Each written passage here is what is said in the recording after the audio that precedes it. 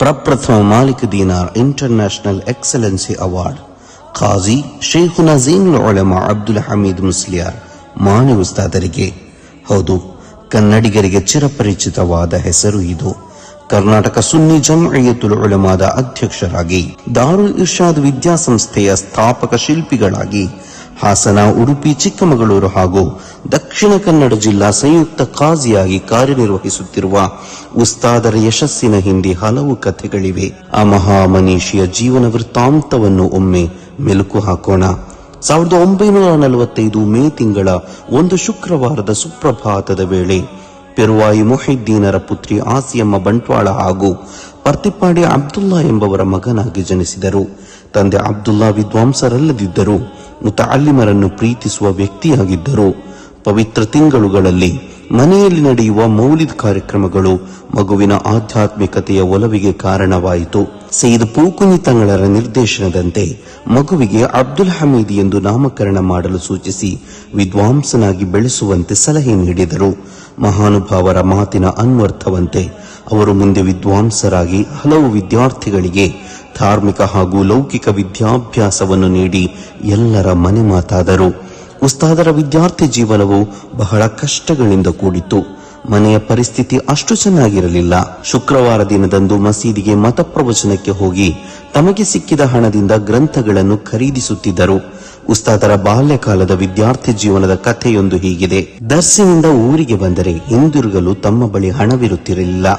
ಆಗ ತನ್ನ ಪ್ರೀತಿಯ ತಾಯಿಯು ತನ್ನ ಬೆಳ್ಳಿಯ ಸೊಂಟ ಪಟ್ಟಿಯನ್ನು ಹಿಂದೂ ಸಹೋದರನ ಮನೆಯಲ್ಲಿ ಅಡವಿಟ್ಟು ಉಸ್ತಾದರಿಗೆ ಹಣ ನೀಡುತ್ತಿದ್ದರು.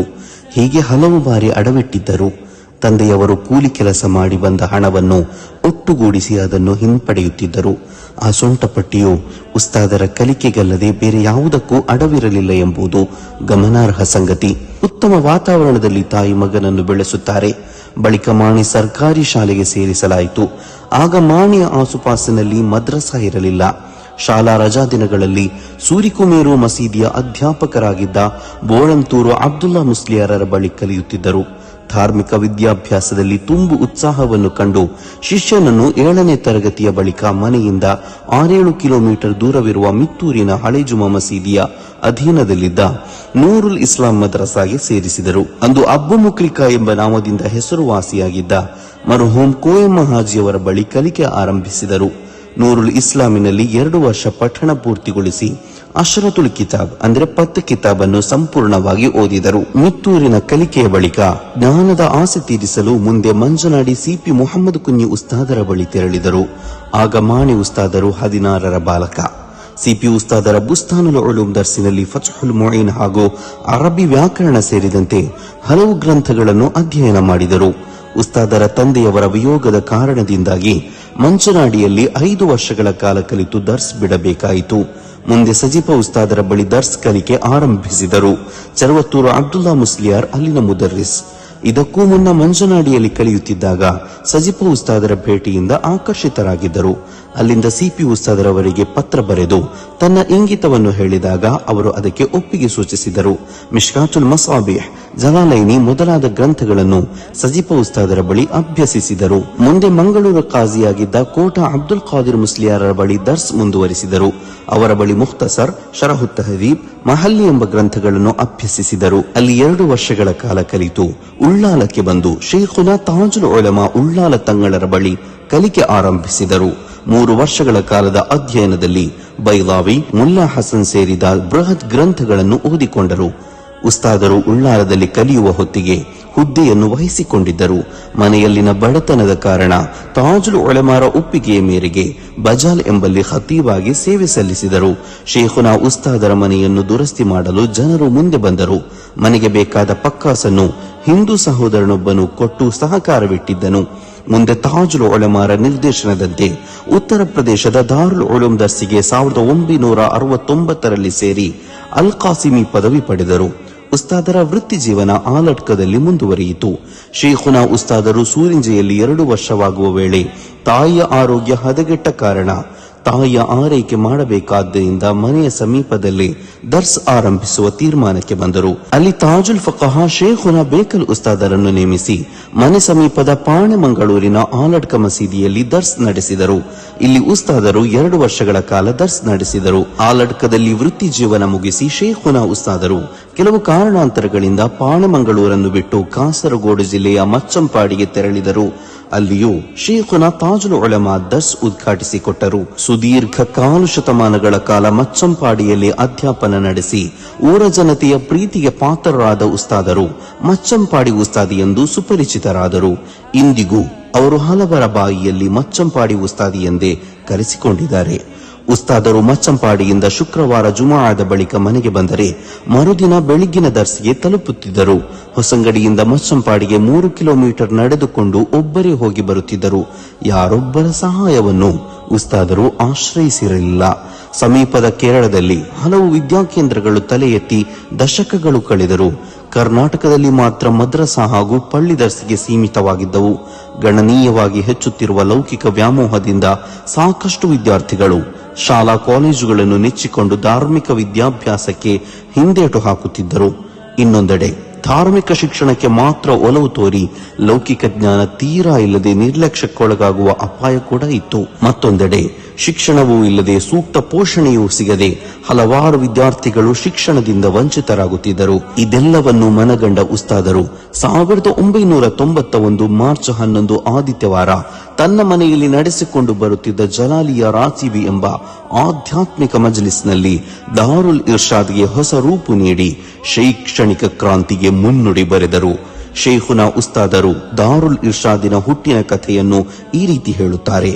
ದಾರುಲ್ ಇರ್ಷಾದ್ ಸಮಾಜದ ಆಸ್ತಿಯೇ ಹೊರತು ನನ್ನದೋ ಅಥವಾ ನನ್ನ ಮಕ್ಕಳದ್ದೋ ಅಲ್ಲ. ಶಿಷ್ಯ ಸಂಘಟನೆ ಜಮಯಿಯತುಲ್ ಇರ್ಷಾದಿಯಾದ ಸಭೆಯೊಂದು ವರ್ಷಂಪ್ರತಿ ನನ್ನ ಮನೆಯಲ್ಲಿ ಶಿಷ್ಯರೆಲ್ಲರನ್ನು ಒಟ್ಟುಗೂಡಿಸಿ ಮಾಡುವ ಜಲಾಲಿಯ ರಾಚಿಬಿನ ಬಳಿಕ ನಡೆಯುತ್ತಿತ್ತು. ಕಾಕತಾಳೀಯವೆಂಬಂತೆ ನನ್ನ ಬಳಿಯಿದ್ದ ಗ್ರಂಥಗಳನ್ನೆಲ್ಲ ಸಂಗ್ರಹಿಸಿ ಗ್ರಂಥಾಲಯ ಮಾಡುವ ಯೋಜನೆಯ ಮುಂದಿಟ್ಟರು. ಎಲ್ಲರೂ ಅಂಗೀಕರಿಸಿ ಒಂದು ರಶೀದಿ ತಯಾರಿಸಿ ಅಜ್ಮೀರ್ ಖಾಜಾರ ಸನ್ನಿಧಿಗೆ ತೆರಳಿದೆವು. ಸರ್ವ ಕಾರ್ಯವು ಖಾಜಾರ ದರ್ಬಾರಿನಲ್ಲಿಯೇ ನಡೆಯಲಿ ಎಂಬುದು ನನ್ನ ಮಹದಾಸೆ. ಖಾಜಾರ ಸನ್ನಿಧಿಯಲ್ಲಿ ಓರ್ವ ಹಿತೈಷಿಯ ಭೇಟಿಯಾಯಿತು. ಆತ ಕತ್ತರಿಗೆ ಹೋಗುವ ಅನಿವಾಸಿ. ವಿಷಯ ತಿಳಿಸಿ ನಮ್ಮ ಸಂಸ್ಥೆಯ ಪ್ರಥಮ ಹಣ ತಾವು ನೀಡಬೇಕು ಎಂದೆ. ನನ್ನ ಬಳಿ ಯಾವ ಹಣವೂ ಇಲ್ಲ, 50 ರೂಪಾಯಿ ಮಾತ್ರ ಇರುವುದು ಎಂದು ಹೇಳಿ ರಶೀದಿ ಪಡೆದುಕೊಂಡರು. ನಿಮಗೆ ಹಣ ಸಿಗಬಹುದು, ಇದು ಬರಕತ್ತಿನ ಹಣ ಕೂಡ ಅಂದರು. ಖಾಜಾರ ಬಳಿ ಎಲ್ಲವನ್ನೂ ಹೇಳಿ ಮುಂಬೈಗೆ ಬಂದೆ.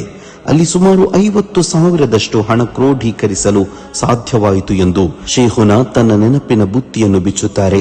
ಹೀಗೆ ದಾರುಲ್ ಇರ್ಷಾದ್ ವಿದ್ಯಾಸಂಸ್ಥೆಯ ಹುಟ್ಟಿನ ಬಗ್ಗೆ ಶೇಖುನಾ ಉಸ್ತಾದರು ತಮ್ಮ ಅನುಭವದ ಮಾತನ್ನು ಹೇಳುತ್ತಾರೆ.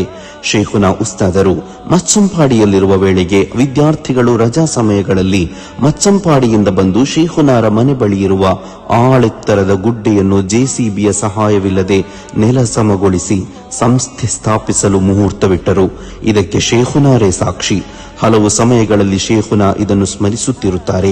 ನಮ್ಮ ಮನೋದಾರ್ಢ್ಯವು ಎಂತಹ ಪರ್ವತವನ್ನು ಕೂಡ ಪುಡಿ ಮಾಡಲು ಸಾಧ್ಯವಿದೆ ಎನ್ನುವುದಕ್ಕೆ ಇದು ಸ್ಪಷ್ಟ ನಿದರ್ಶನ ಅಂತ ಹಲವು ವೇದಿಕೆಗಳಲ್ಲಿ ಈ ಮಾತನ್ನು ಆಡಿಕೊಳ್ಳುತ್ತಾರೆ.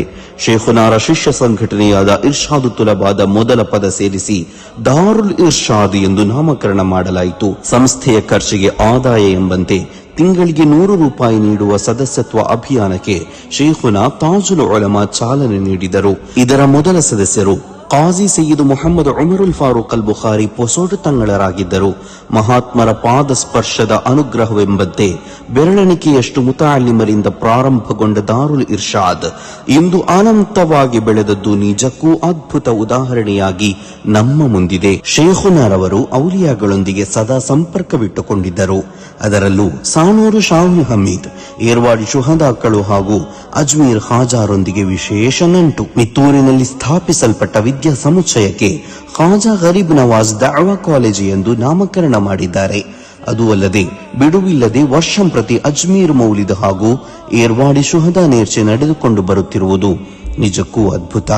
ಇನ್ನು ಖಾಜಾ ಮುঈನುದ್ದೀನ್ ಚಿಶ್ತಿ ರಲಿಯಲ್ಲಾಹು ಅನ್ಹುರವರ ಸ್ಮರಣಾರ್ಥವಾಗಿ ದಾರುಲ್ ಇರ್ಷಾದ್ ಅಧೀನದ ಮಿತ್ತೂರು ಕೆಜಿಎಂ ದಾವಾ ಕಾಲೇಜಿನಲ್ಲಿ 7 ವರ್ಷ ಅಧ್ಯಯನ ಪೂರ್ತಿಗೊಳಿಸಿದ ವಿದ್ಯಾರ್ಥಿಗಳಿಗೆ ಮುঈನಿ ಪದವಿ ಪ್ರದಾನ ಮಾಡಲಾಗುತ್ತದೆ.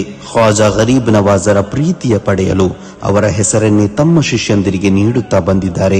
ಈವರೆಗೆ 1000ದಷ್ಟು ಶಿಷ್ಯಂದಿರನ್ನು ಉಸ್ತಾದರು ಸಮಾಜಕ್ಕೆ ಅರ್ಪಿಸಿದ್ದಾರೆ. ಉಸ್ತಾದರ ಜೀವನದಿಂದ ನಾವು ಕಲಿತು ಅಳವಡಿಸಿಕೊಳ್ಳಬೇಕಾದದ್ದು ಸಾಕಷ್ಟಿದೆ. ಸಮಯವನ್ನು ನೀನು ಕೊಲ್ಲಬೇಕು, ಇಲ್ಲದಿದ್ದರೆ ಅದು ನಿನ್ನನ್ನು ಕೊಲ್ಲುತ್ತದೆ ಎಂಬ ಮಾತನ್ನು ಅಕ್ಷರಶಃ ಪಾಲಿಸಿದವರು ಶೇಖುನಾ ಉಸ್ತಾದರು. ಯಾವುದೇ ಕಾರ್ಯಕ್ರಮಕ್ಕೂ ಹೋಗುವುದಾದರೆ 5 ನಿಮಿಷ ಮುಂಚೆಯೇ ಹಾಜರಿರುತ್ತಾರೆ. ಸಮಯ ಪಾಲಿಸಲೇಬೇಕೆಂಬ ಮೌನವಾದ ತತ್ವವು ಇದರಲ್ಲಿ ಅಡಗಿದೆ. ಉಸ್ತಾದರು ಆತಿಥ್ಯವನ್ನು ಬಹಳ ಇಷ್ಟಪಡುವವರು. ಯಾರಾದರೂ ದಣಿದು ಬಂದು ಮನೆಗೆ ಭೇಟಿ ನೀಡಿದರೆ ಸತ್ಕರಿಸದೆ ಹಿಂದಿರುಗಿಸುವ ಜಾಯಮಾನ ಉಸ್ತಾದರದ್ದಲ್ಲ. ವಿನಯದ ಪ್ರತೀಕವಾದ ಉಸ್ತಾದರನ್ನು ಭೇಟಿ ಮಾಡಿದರೆ ಹಸನ್ಮುಖಿಯಾಗಿ ಸ್ವೀಕರಿಸುವರು. ಯಾರನ್ನೂ ನೋಯಿಸದೆ ಎಲ್ಲರೊಂದಿಗೂ ತುಂಬು ಪ್ರೀತಿಯಿಂದ ಅತಿಥಿಗಳನ್ನು ಸತ್ಕರಿಸುವುದು ಉಸ್ತಾದರ ಶ್ರೇಯಸ್ಸಿನ ಹಿನ್ನೆಲೆ ಎನ್ನಬಹುದು. ಆಧ್ಯಾತ್ಮಿಕ ರಂಗದಲ್ಲಿ ಮಹೋನ್ನತ ನಾಯಕರಾದ ತಾಜುಲ್ ಉಲಮಾ ಉಳ್ಳಾಲ ತಂಗಳ್, ಚರವತ್ತೂರು ಅಬ್ದುಲ್ಲಾ ಮುಸ್ಲಿಯಾರ್, ಕಕ್ಕಡಿಪುರ ಅಬೂಬಕರ್ ಮುಸ್ಲಿಯಾರ್ರಂತಹ ಸೂಫಿ ವರ್ಯರಿಂದ ಇಜಾಜತ್ ಪಡೆದುಕೊಂಡಿದ್ದಾರೆ. ಮಹಾನ್ ವ್ಯಕ್ತಿಗಳ ಸಂದರ್ಶನ ಉಸ್ತಾದರಿಗೆ ಬಲುಪ್ರಿಯವಾದ ಕೆಲಸ. ದೇಶ ವಿದೇಶಗಳಲ್ಲಿ ಹಲವಾರು ಮಹಾನ್ ಔಲಿಯಾಗಳ ಜಿಯಾರತ್ ಮಾಡಿರುವರು. ಉಸ್ತಾದರ ದೈನಂದಿನ ದಿನಚರಿ ಅಮೋಘವಾದದ್ದು. ಸುಪ್ರಭಾತದ ಮುಂಚೆಯೇ ಶೇಖುನಾರ ದಿನ ಆರಂಭಗೊಳ್ಳುತ್ತದೆ. ಸುಬಹಿ ನಮಾಜಿನ ಬಳಿಕ ಎಲ್ಲಾ ಔಲಿಯಾ ಮಹಾನುಭಾವರ ಹೆಸರಿನಲ್ಲಿ ಯಾಸೀನ್ ಪಾರಾಯಣ, ಬಳಿಕ ಅಸ್ಮಾಉಲ್ ಹುಸ್ನಾ, ವಿರ್ದುಲ್ ಲತೀಫ್, ಹಿಜ್ಬುಲ್ ಬಹರ್, ಹಿಜ್ಬುಲ್ ನಸರ್, ದಲಾಯಿಲುಲ್ ಖೈರಾತ್ ಹಾಗೂ ಇನ್ನಿತರ ದಿಕ್ರ್ ಔರಾದ್ಗಳು ಇದರ ಪಟ್ಟಿ ಉದ್ದವಿದೆ. ಮಧ್ಯಾಹ್ನ ಸಂಜೆಯ ಕಾಲಾವಧಿಯಲ್ಲಿ ಬದರ್ ಮಹಾತ್ಮರ ಸ್ಮರಣೆ. ಪ್ರತಿ 5 ವಕ್ತ ನಮಾಜಿನ ಬಳಿಕ 15 ನಿಮಿಷ ದಿಕ್ರ್, ಯಾವ ಕಡೆಯಲ್ಲೂ ಇರಲಿ, ಕಾರಲ್ಲಾದರೂ ಸರಿ. ಮಗ್ರಿಬ್ ನಮಾಜಿನ ಬಳಿಕ ಸಬುಲ್ ಮುಂಜಿಯಾತಿ ಎಂದೆನಿಸಿಕೊಂಡ ಸೂರತ್ಗಳ ಪಾರಾಯಣ. ಇಶಾ ನಮಾಜಿನ ಬಳಿಕ ಹದ್ದಾದ್ ಹಾಗೂ ವಿತ್ರ್ ನಮಾಜ್, ಮತ್ತೆ ತಹಜ್ಜುದ್. ದಿನವಿಡೀ ವಿಕ್ರ ಹೇಳುವುದು, ಇದು ಬಿಟ್ಟರೆ ಗ್ರಂಥ ಅಧ್ಯಯನ ಮಾಡುವುದು ಶೇಖುನಾರಿಗೆ ಅಪ್ಯಾಯಮಾನವಾದ ಸಂಗತಿ. ಬೇಗ ನಿದ್ದೆ ಮಾಡಿ ಬೇಗನೆ ಏಳುವುದು ಶೇಖುನಾರ ರೂಢಿ. ಉಸ್ತಾದರ ಕೌಟುಂಬಿಕ ಜೀವನವು ಸೊಗಸಾದದ್ದು. ಸಜೀಪದ ಆಸಿಯಮ್ಮ ಹಾಗೂ ಕಿಲ್ಲೂರಿನ ನಫೀಸಾರನ್ನು ವರಿಸಿರುವ ಶೇಖುನಾರಿಗೆ ಒಟ್ಟು 7 ಗಂಡು ಹಾಗೂ 3 ಹೆಣ್ಮಕ್ಕಳು. ಪತ್ನಿ ಆಸಿಯಮ್ಮ ಈಚೆಗೆ ತೀರಿಕೊಂಡರು. ಗಂಡು ಮಕ್ಕಳೆಲ್ಲರನ್ನೂ ಉತ್ತಮ ರೀತಿಯಲ್ಲಿ ಬೆಳೆಸಿ ವಿದ್ವಾಂಸರನ್ನಾಗಿ ಮಾಡುವ ಜೊತೆಗೆ ಹೆಣ್ಮಕ್ಕಳೆಲ್ಲರನ್ನೂ ವಿದ್ವಾಂಸರಿಗೆ ವರಿಸಿಕೊಟ್ಟಿದ್ದಾರೆ. ಆಸಿಯಮ್ಮ ಎಂಬವರಿಂದ ಅಶ್ರಫ್ ಮುಸ್ಲಿಯಾರ್, ಸಲೀಂ ಮದನಿ, ಜಮೀಲಾ, ಇಲಿಯಾಸ್ ಅಮ್ಜದಿ, ದಾವೂದ್ ಹಾಗೂ ಅಬ್ದುಲ್ ರಹಮಾನ್ ಮುಸ್ಲಿಯಾರ್, ಅದೇ ರೀತಿ ನಫೀಸಾರಿಂದ ಜೈನಬಾ, ತಾಹಿರಾ, ಶರೀಫ್ ಸಕಾಫಿ ಹಾಗೂ ಸದಕತುಲ್ಲಾ ನದ್ವಿ ಎಂಬವರಿಗೆ ಜನ್ಮ ನೀಡಿದ್ದಾರೆ. ಪ್ರಸ್ತುತ ಉಸ್ತಾದರು ಹಲವಾರು ಹುದ್ದೆಗಳನ್ನು ವಹಿಸಿಕೊಂಡಿದ್ದಾರೆ. ತಾಜುಲ್ ಫುಕಹಾ ಬೇಕಲ್ ಉಸ್ತಾದರ ಬಳಿಕ ಮಾಣಿ ಉಸ್ತಾದರು ನವೆಂಬರ್ 19, 2020ರಂದು ಉಡುಪಿ ಜಿಲ್ಲಾ ಕಾಜಿಯಾಗಿಯೂ, ಬಳಿಕ ಹಾಸನ, ಚಿಕ್ಕಮಗಳೂರು, ಶಿವಮೊಗ್ಗ ಹಾಗೂ ದಕ್ಷಿಣ ಕನ್ನಡದ ಕೆಲವು ಮೊಹಲ್ಲಾಗಳಲ್ಲಿ ಕಾಜಿಯಾಗಿ ಆಯ್ಕೆಯಾದರು. ಸರಳ ಶೈಲಿಯಲ್ಲಿ ಬದುಕು ಸವೆಸಿದ ಶೇಖುನಾರವರು ಸರ್ವ ವಿಷಯದಲ್ಲೂ ಮಿತವ್ಯಯ ಪಾಲಿಸಿದವರು. ದರ್ಸ್ ರಂಗದಲ್ಲಿ 4.5 ದಶಕಗಳ ಪೂರ್ತೀಕರಿಸಿದ ಸಮಯದಲ್ಲಿ ಶೇಖುನಾರ ಸಮಾಜ ಸೇವೆ ಪರಿಗಣಿಸಿ 2015 ಏಪ್ರಿಲ್ 5ರಂದು ಸುಲ್ತಾನುಲ್ ಉಲಮಾ ಶೇಖುನಾ ಎಪಿ ಅಬೂಬಕರ್ ಮುಸ್ಲಿಯಾರ್ ರವರು ಶೇಖುನಾರಿಗೆ ಝೈನುಲ್ ಉಲಮಾ ಅಂದರೆ ವಿದ್ವಾಂಸರ ಸೌಂದರ್ಯ ಎಂಬ ನಾಮವನ್ನು ಘೋಷಿಸಿದರು. ಇದಲ್ಲದೆ ಇಮಾಂ ಬೂಸೀರಿ ತಾಜುಲ್ ಉಲಮಾ ಅವಾರ್ಡ್ ಇಂತಹ ಅನೇಕಾರು ಪ್ರಶಸ್ತಿ ಶೇಖುನಾರಿಗೆ ಪ್ರಾಪ್ತಿಯಾಗಿದೆ. ಉಸ್ತಾದರು ತಮ್ಮ ಮಾತಿನ ಮಧ್ಯೆ ಆಖಿರಾದ ಬಗ್ಗೆ ಚಿಂತಿಸಲು ಸದಾ ನೆನಪಿಸುತ್ತಿರುತ್ತಾರೆ. ಒಳಿತನ್ನು ಬೋಧಿಸುವ, ಕೆಡುಕನ್ನು ವಿರೋಧಿಸುವ ಒಂದು ಬಳಗ ನಿಮ್ಮಲ್ಲಿರಲಿ ಎಂದು ಆಗಾಗ್ಗೆ ಎಚ್ಚರಿಕೆಯನ್ನು ನೀಡುತ್ತಿರುತ್ತಾರೆ. ಕಾಜಿಯಾಗುವುದಕ್ಕಿಂತ ಮುಂಚೆ ನಾನು ಹೇಗಿದ್ದೆ, ಈಗಲೂ ಹಾಗೆಯೇ ಇದ್ದೇನೆ, 100 ಗ್ರಾಂ ಕೂಡ ಹೆಚ್ಚಾಗಿಲ್ಲ ಎಂದು ತರಗತಿಯಲ್ಲಿ ಉಸ್ತಾದರು ಹೇಳುತ್ತಾರೆ.